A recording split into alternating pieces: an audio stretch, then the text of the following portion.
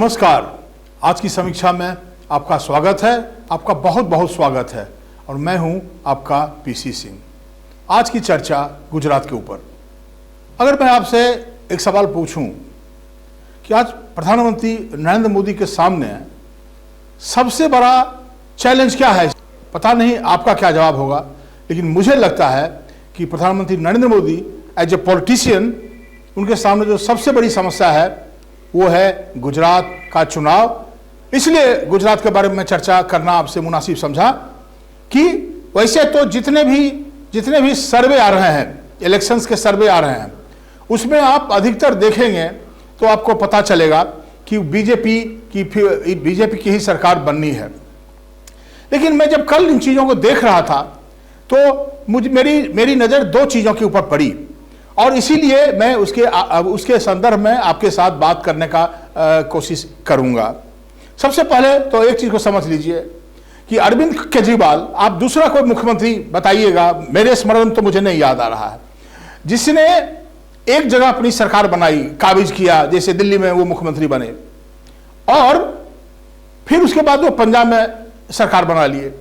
और अभी गुजरात में वो मार्च से कैंपेन शुरू कर रहे हैं और उनका इतना एग्रेसिव कैंपेन हो रहा है और जो सवाल उठा रहे हैं आप उसको जरा गौर से देखिए तो आपको पता चलेगा। तो मैं ये कह रहा हूं कि प्रधानमंत्री के लिए चैलेंज इसलिए है कि वो अभी बिहार से के कठिनाइयों को सफलतापूर्वक बिहार से निपट करके वो अब उनका पूरा का पूरा कॉन्सेंट्रेशन गुजरात पे होगा। और गुजरात में एक बड़ी अप्रिय घटना घटी, जो मोरबी की घटना, जिसके बारे में हम आपके साथ बातचीत कर रहे हैं। तो गुजरात में विगत 27 साल से चुनाव बीजेपी का कब्जा है, 27 इयर्स, ये एक दो की बात नहीं है। और आज का जो गुजरात है, आपसे अगर हम फिर सवाल पूछें या किसी ऐसे व्यक्ति से कि गुजरात के मुख्यमंत्री कौन है, तो शायद मुश्किल हो जाएगा याद करना। लेकिन गुजरात से ही प्रधानमंत्री नरेंद्र मोदी आते हैं और अमित शाह आते हैं। ये एक बड़ी ये ऐसी खबर है जिसको सब लोग जानता है। तो इसलिए गुजरात कहीं ना कहीं नरेंद्र मोदी के नाम से आइडेंटिफाई है और जिसके बारे में प्रधानमंत्री ने इसका जिक्र भी किया और इससे रिसेंटली भी उन्होंने कहा कि मैंने गुजरात को बनाया, इसमें कोई गलत बात नहीं है।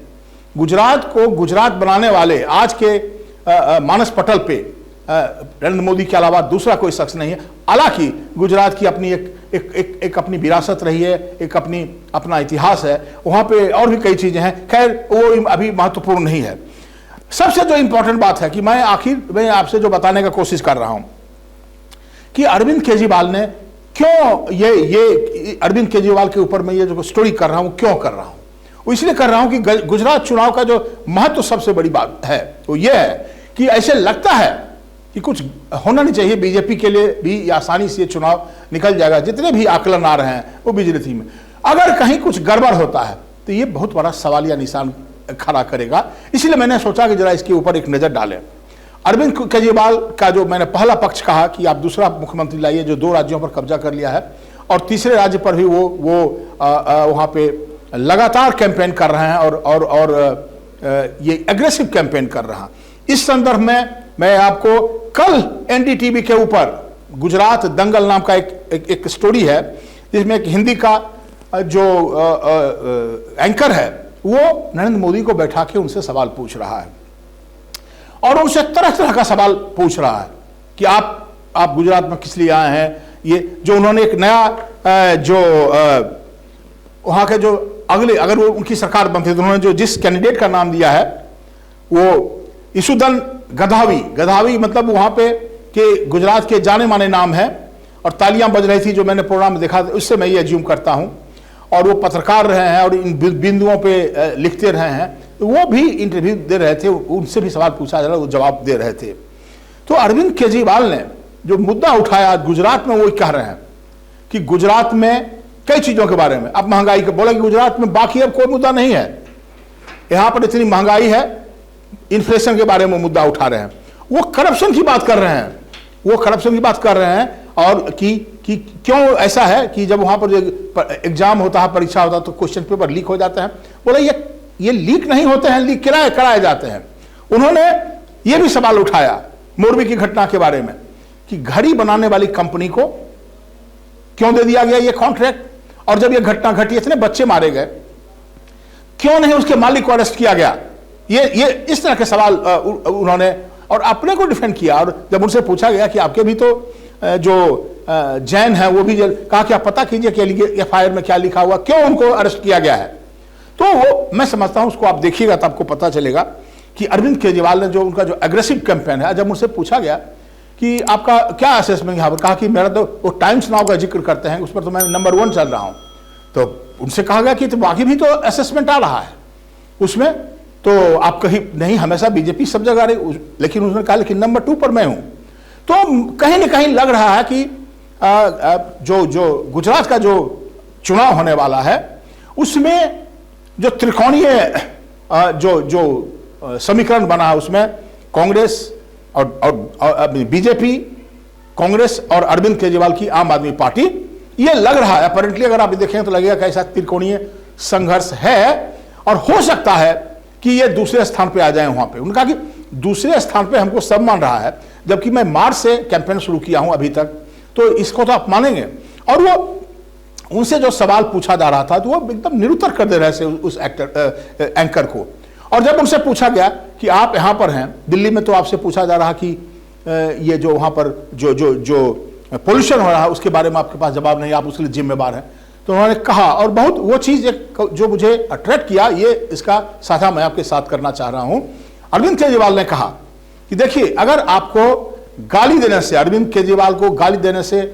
पोल्यूशन की समस्या का समाधान हो जाता है, तो आप पूरा देश स्वतंत्र है, मुझे गाली दीजिए, मैं खुश होऊंगा, मैं वेलकम करूंगा। लेकिन उन्होंने एक चिट निकालते हुए अपने पॉकेट से कहा, ये देखिए, अब देखिए कि दिल्ली का पोल्यूशन का क्या लेवल है, और फिर हर एक राज्य का, हर एक एरिया का, उत्तर प्रदेश, बिहार और बाकी जो कहा कि देखिए वहां का भी पोल्यूशन का लेवल क्या है, तो इसका जिम्मेवार कौन है। और बोला कि क्यों, क्या बात है कि हमारा जो दिल्ली मॉडल है, हमने अच्छा स्कूल चलाया, हमने गरीब के बच्चों को अच्छे स्कूल में अच्छी शिक्षा दे रहे हैं, हमने इंप्लॉयमेंट दिया है दिल्ली में, और हम वहां पे बिजली भी मुफ्त कर रहे हैं। और गुजरात में भी उन्होंने कहा कि जिस दिन हमारी सरकार बन जाती है तो आप जान लीजिए, मैं वादा करके जा रहा हूं कि वहां पर भी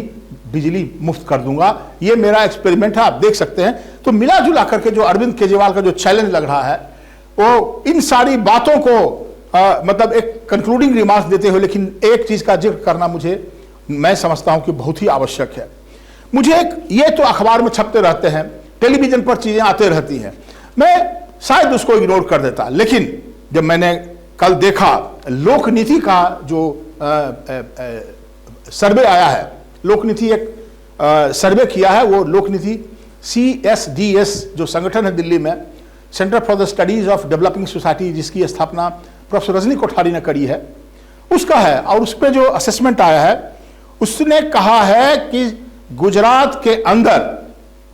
67% जिन लोगों को उन्होंने इंटरव्यू किया,